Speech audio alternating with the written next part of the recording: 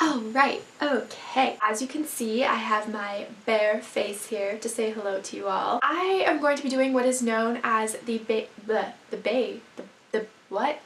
makeup book tag, which is a very popular book tag that I've seen going around for a long time, and something that has been highly requested for me to do since practically the start of my channel, which I am going to take as a humongous compliment because apparently I must be doing something right. You're about to see how I actually put on my makeup, aka me smudging stuff all over my face until I think it looks socially acceptable. But I do really love makeup. I would say that one of my favorite parts of my day is putting my makeup on because it's strangely relaxing to me. The first question is primer.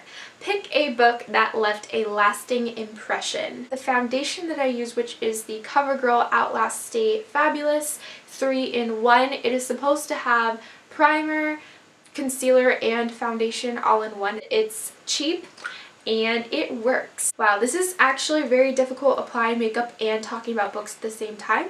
I am not a very good multitasker, so this is hard. Also, like, how do I hold a mirror? I don't have a mirror. I don't understand how beauty gurus do this. Like, they must have magical powers. Use the Real Techniques brush. I don't even know the name of my own brush. A book that left a lasting impact on me. The first one that comes to mind, and I'm gonna go with that one since it clearly left an impact on me if it's the first one that comes to mind, is The Program by Suzanne Young. And I was really able to relate to it on a deep and personal level. To give you a very vague idea of what The Program is about, it is about this society where young people, teenagers, are getting depression, sort of like a disease. It's spreading throughout all of the younger generation, and they go to these treatment facilities to cure their depression. And it follows this couple, this boy and this girl, who both deal with depression. The story and the relationship of these two characters really mirrored something that I went through in my own life during high school, and I don't think I've ever actually read a book that hit so close to home as that one did. I don't know, it's not often that I find books that I am able to see my own life in so clearly. And when you do, it kind of forces you to look back on your own life and whatever the book is reminding you of and really reflect more deeply. And I kind of felt like I was reliving some of my own life. Instead of it being a negative thing, it was this really beautiful thing where I was shedding tears as I was reading because I don't know, it meant a lot to me. I would include a trigger warning for anybody who has dealt with depression. Depression played a pretty significant part in my life for a multitude of reasons that I won't get into right now, but because of that, it struck home in a way that I think was helpful and almost comforting. There are some people that think this book is glamorizing or romanticizing depression. I strongly disagree with that.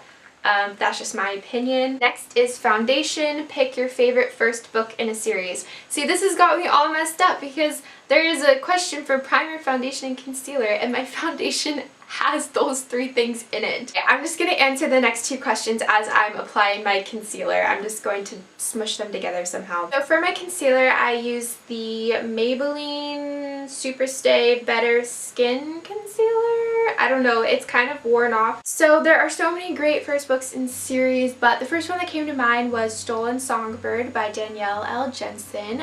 This is a book that I've talked about quite a bit on my channel because it's one of my favorite fantasy books. The world building and the way that she built her characters was so great for a first book. It felt like everything was already very clearly established. Pick a character you wish you could get rid of.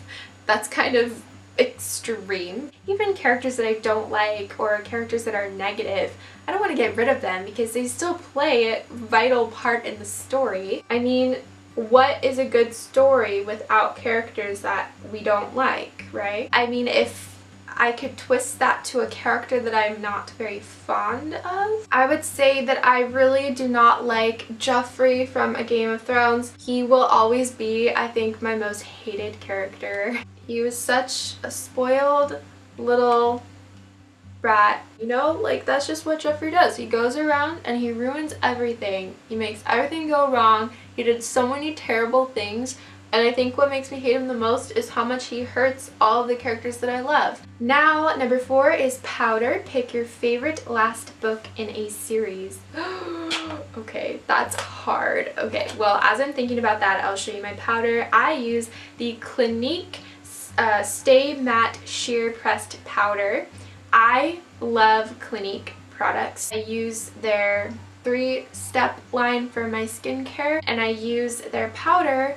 It's the only powder that I use now because I like that it doesn't make your skin look cakey. It just sets everything in place really nicely. If you have sensitive skin, I think that Clinique is good for that because I have really sensitive skin and this doesn't break me out. It doesn't bother my skin at all. My favorite last book in a series so far, I think would have to be The Sweet Far Thing by Libba Bray. It is part of the Gemma Doyle trilogy, and The Sweet Far Thing is actually the book that has made me cry the hardest over any other book ever. The ending was incredibly unfair and just like the worst ending I have ever read in a book, but I think because of that I really respected that book and how Libba Bray chose to end it. I'm not spoiling or telling you what happened, but I really respected the decision she made with the ending of that trilogy because there were so many safe options. I just respect so much when authors make a decision in their books that obviously like could upset a lot of readers, but ultimately it's their story, it's their book. They get to do whatever they want with their characters. I read that ending so many years ago, but to this day it replays in my mind. It was one of the most just gut-wrenching, heartbreaking, terrible endings I have ever read, but because of that I remembered it. Next we have Eyebrows, a book that you think everyone should read. I don't do anything to my eyebrows. My eyebrows are wacky. They have a mind of their own. They literally just like every day decide that they have a different new personality. I try to put anything on my eyebrows, I look like a literal cartoon character. I usually just stick to a very natural look, which is not very stylish, especially because everybody's into doing their eyebrows these days, but you know, I'm just sticking with my natural brows. I just comb through them to make sure everything is okay. So a book that I think everybody should read. I think that's a really tough question because I don't know if there is one that I think everybody should read, but one that I do feel like I can recommend to all of my friends, whether or not, like just regardless of the type of genre they usually like reading, is Stolen by Lucy Christopher, which is a book that I talk about so much on my channel. You are probably sick of it, but the reason why I recommend it so highly and so often is because I feel like it's just that sort of book where it doesn't matter what genre you are interested in. It's such a quick read, it's such a compelling read that I think everybody could take something away from it. I read it in a couple of hours and I was bawling my eyes out, and ever since then I strongly believe that every single one of my friends should read it. So next is eyeshadow. Pick a book that has your favorite colors on the cover. Well, before I put on my eyeshadow, I apply my eye primer. I don't have the cap or the label. This is why I'm booktuber. I think it's an Estee Lauder primer. Book that has my favorite colors on it. It's kind of hard to think about when I'm smearing stuff on my eyes. I think if I had to choose a favorite color, it would be Robin's Egg Blue.